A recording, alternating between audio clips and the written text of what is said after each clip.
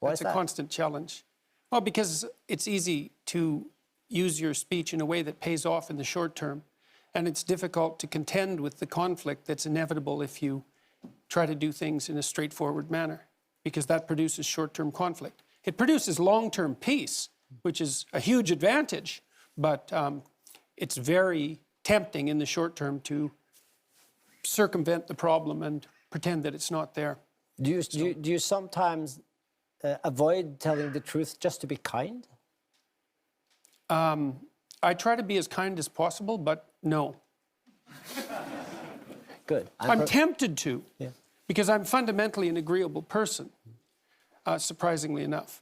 But I'm convinced that it's better to face things when they need to be faced and to get to the bottom of things, even though that's... And of course, you have to be constituted in that manner if you're going to be a useful psychotherapist, because you can't let things go. They have to be dealt with, just like they have to be dealt with if you're a medical professional. It's unpleasant to tell someone that they have an illness. It hurts their feelings, it upsets them. But if you don't deal with it, then perhaps they die. And psychological issues can be of the same significance.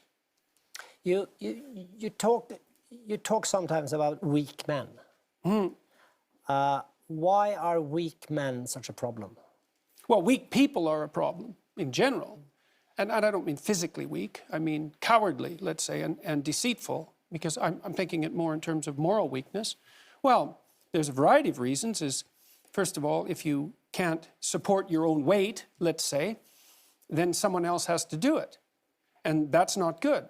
And then if you don't make your pathway, if you don't pick a forthright and useful and noble pathway through life, then you'll become bitter and too hurt by the tragedy of existence. And then you tend to seek your revenge wherever you can get it. And that's not good.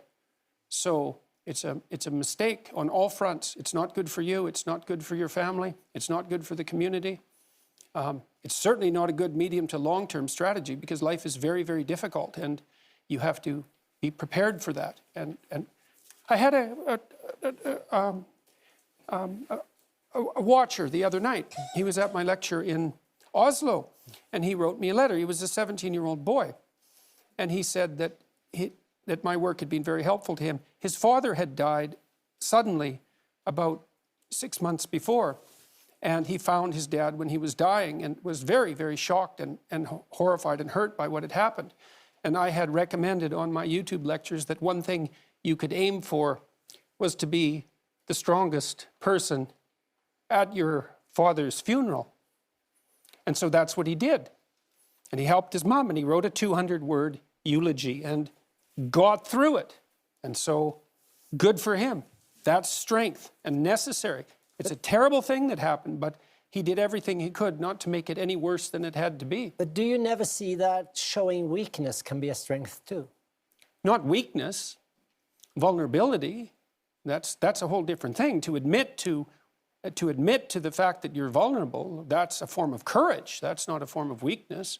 But that leads you to take whatever steps are necessary to deal with that properly. It isn't some facade that you're invulnerable. No one is invulnerable by any stretch of the imagination. And to stand up and face that is the best route that you have. Why do you think so many young men are following you? Because you have a lot of your audience. Because I want the best for them, genuinely. I'm encouraging them. More than you do for young women? No, not in the least. So why do you think so many are young men? Oh, well, I think part of it's technological fluke. I mean, I came to prominence, at least in part, on YouTube, because I put my university lectures there, and